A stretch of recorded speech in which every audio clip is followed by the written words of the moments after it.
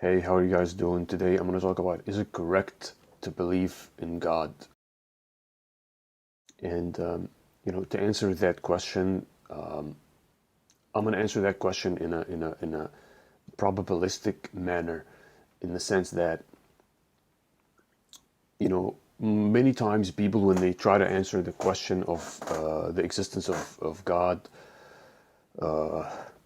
be it monotheism or a different type of theistic beliefs, they go to answer the question from the perspective of a binary thinking, right? Of binary thinking, meaning like yes or no answer. But from the perspective of probabilistic thinking, we would actually include all the probabilities, including the binary decision-making process, meaning the yes and the no, and anything else or any other probabilities that could be included in that decision-making matrix, and include that in sort of the decision-making matrix or the decision-making table or the probabilistic thinking paradigm that we are putting together, right? And this is a difference between something like binary thinking and probabilistic thinking, right?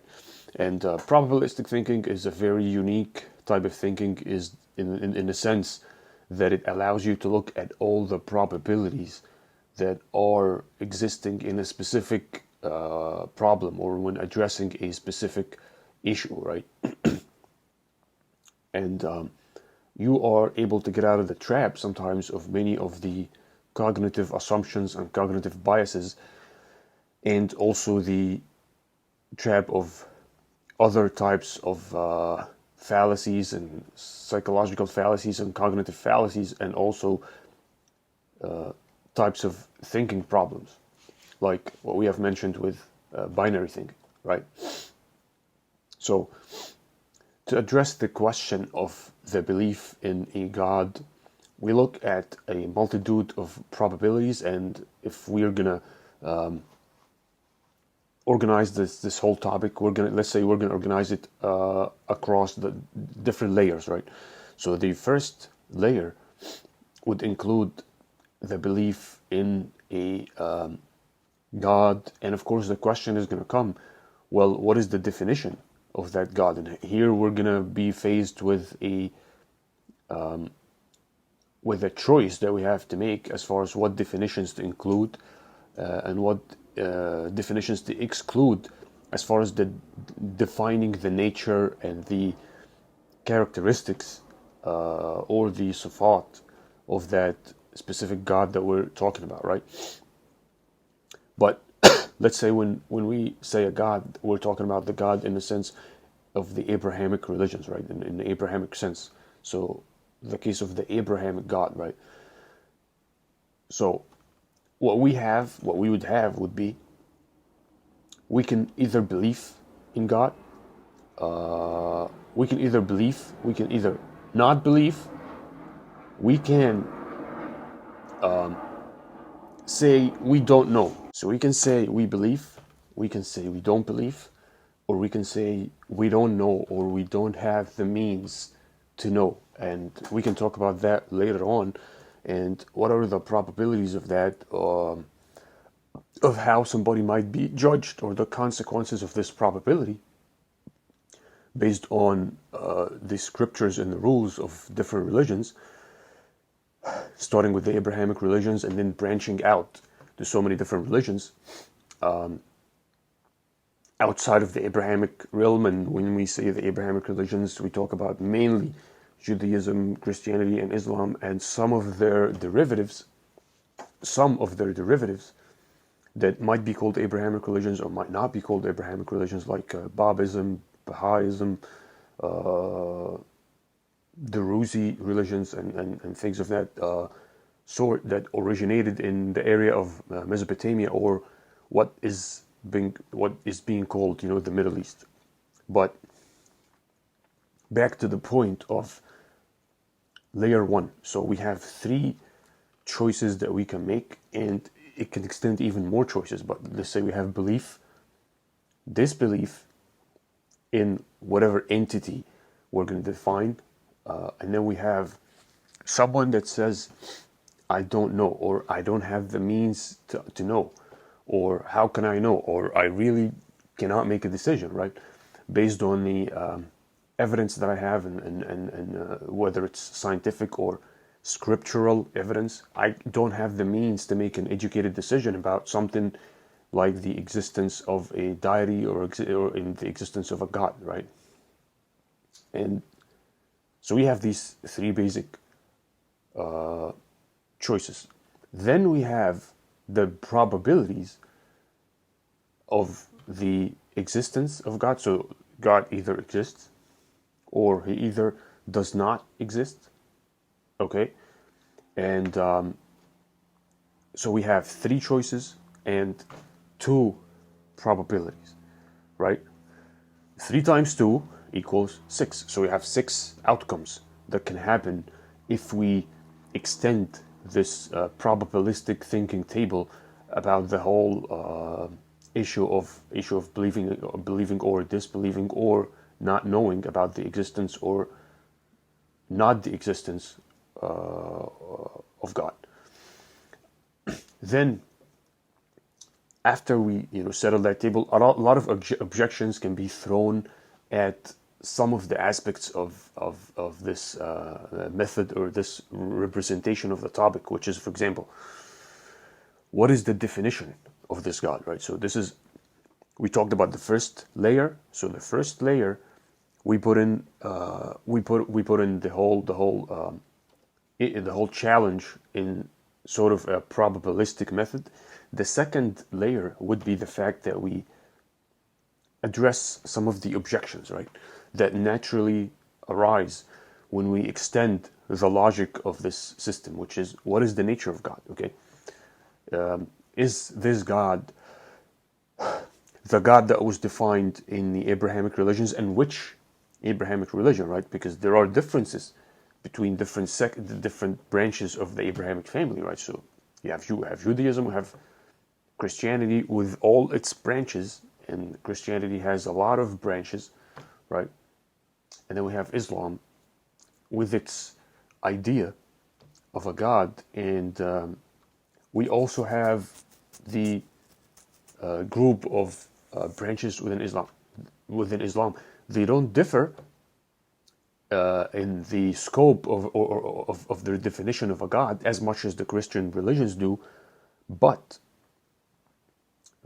there can be still some differences in some,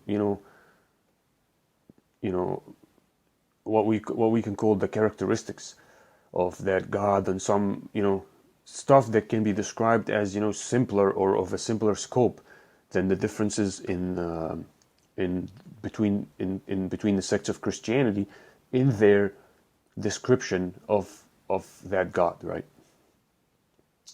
So now we face the second layer type of thinking in the system, which is basically, what is the nature of that God, right?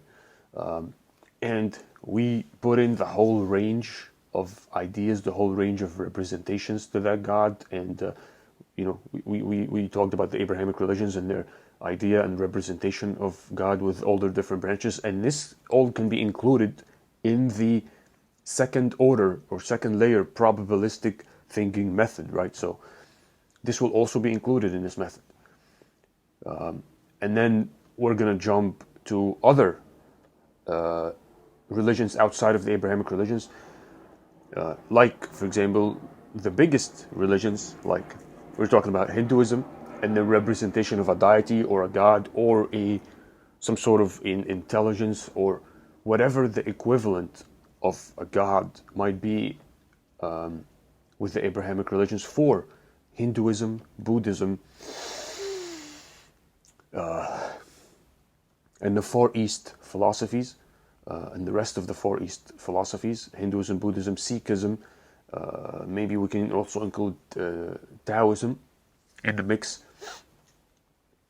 and we include the definitions, which can differ a lot between the main majority sects of these different philosophies, and their idea and definition of God. And some of these philosophies actually represent the idea that God, as he created the universe, he later became, okay, the universe and transformed into the universe, so he ceased to exist as a separate entity, but he actually became the universe itself, right? And this is something that is very contrary to the ideas and the philosophies of the Abrahamic religions, or the representation of the Abrahamic religions about God, right? Namely, specifically Islam and Judaism. Okay, so now back to our probability, or the series, or list of probabilities that we have in our probability matrix, and these include 6 ultimate outcomes, right? So either belief, disbelief, or not knowing, right? And there can be 2 things: either there can be a God, or there cannot be a God. And for the purposes of this video, we're gonna stick to a overall or broad description of a God as a described in the Abrahamic religions. And if there is differences that arise, we're gonna go to the description of mainly Islam and Judaism, right? Which is the monotheistic God as described in these religions. Okay.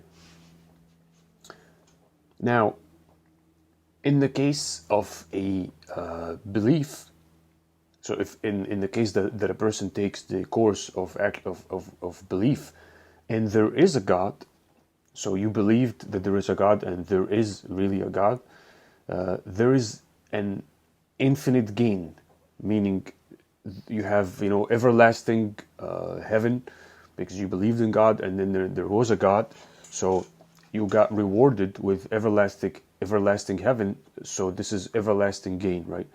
In case of a belief and there is no God, you have suffered a finite loss, right? Meaning you have suffered some pleasures and some desires in this life that you decided not to indulge in, and because of that, you might have missed on some enjoyment of life. But it's a finite loss that was limited to the time that you had on this planet, right? So it's not infinite. In the case of a disbelief, right, and there is a God, you are facing finite loss, meaning eternity in hell fire, okay? As per the description of the theologies that we have talked about before. In the case of a disbelief and there is no God, you have gained a finite amount of pleasure, or a finite gain, or finite enjoyment, meaning you have enjoyed a bunch of things in life that are prohibited in these religions, and because of that you've got a finite amount of gain in this life, and in the end nothing is happening, because there is no deity, there's no God, so there's no hell or heaven, so you didn't suffer any infinite or finite or infinite loss or gain. So what you have gained is a finite amount of gain in this life, because you have not accepted the prohibitions of religion, so you've indulged in these enjoyments and whatnot.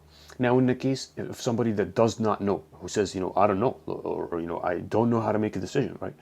This is a category that a lot of people miss on when they present that matrix, or that probability matrix. Is the agnostics, or the people that say, we don't know, or, we don't have enough evidence to make an informed decision about the probability of the existence or the non-existence of a God. And now for those people, the logic will jump back to the point of belief or disbelief, because the whole point of this matrix really is to address people that say we do not know, right? So in the case of not knowing, what is the best course of action based on this sort of, you can call it a decision tree, right? Because we're extending the consequences, or we're laying out the consequences of every probability, so we can see what happens in every course of action, right? So the only thing really that matters is, in the case of the existence of a God, there will be two things: either infinite, gain, or infinite loss. Okay, and that this really cancels everything else. Okay, and specifically the part of the infinite loss is specifically the part that cancels out everything else, especially the finite gain or loss in the other cases that we talked about. So in case of somebody disbelieving in God and there is a God, and we say the consequence of that is infinite loss, meaning eternity in hell, by probabilistic thinking, you would have to go the route, if you do not know, if you're agnostic, if you say, we don't have the methods to know, we don't have the tools, the scientific advancement to really make a decision about the existence or the unexistence of a deity or of a higher sort of intelligence that initiated or structured this planet and this universe and this life as we know it. If we do not have the tools and the science and the mental capacity to make that decision, well, then based on the matrix, the best course of action would be to actually believe in the existence of a God. Because if you do not, the consequence of that, based on the definition of the God as we described it in the Abrahamic religions, and specifically, let's say, Islam and Judaism, there is a consequence of eternity in hell in the case of disbelief. So if somebody doesn't know, and he has to make a decision based on either belief or disbelief, then the best course of action is to believe, right? Because if you disbelieve, and in the case that there is a God, then you suffer infinite loss, okay? But if you believe in a God, but there is not really a God, then the only thing you've suffered is a finite loss, right? Because of the pleasures and the enjoyments that you gave up to comply with the prohibitions of religion in this life, but then in afterlife there's nothing, so you didn't get the infinite gain. So the only thing you have suffered is that you gave up some enjoyments in this life, which maybe doesn't affect life as much, based on the rules of every religion and and the prohibitions that exist in every religion. But